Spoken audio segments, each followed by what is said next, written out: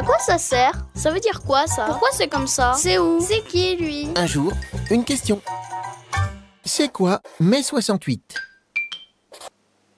Au printemps 1968, la France connaît de gigantesques grèves. 9 millions de personnes défilent dans les rues. Ils se révoltent pour obtenir plus de droits et plus de liberté. Mais que s'est-il passé en mai 68? À cette époque, le général de Gaulle dirige la France depuis 10 ans. Sa politique est conservatrice. Il représente un monde à l'ancienne. Pour certains Français, il ne les comprend plus. Il demande plus de liberté et plus d'égalité entre les riches et les pauvres, entre les hommes et les femmes.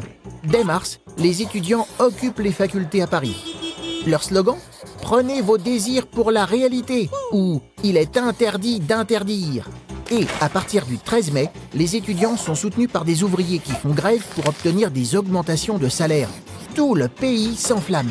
Puis ce sont les cheminots, les employés, les journalistes qui se joignent au mouvement. Usines à l'arrêt, trains immobilisés ou télévision sans émission. La France est paralysée. Les Français, eux, sont divisés.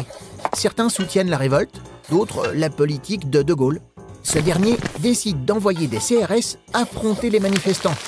Sans succès. Alors, De Gaulle négocie un accord avec les ouvriers. Mais, affaibli politiquement, il démissionnera l'année suivante.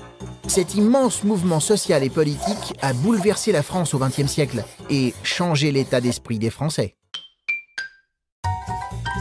Tu te poses des questions? Nous, on y répond.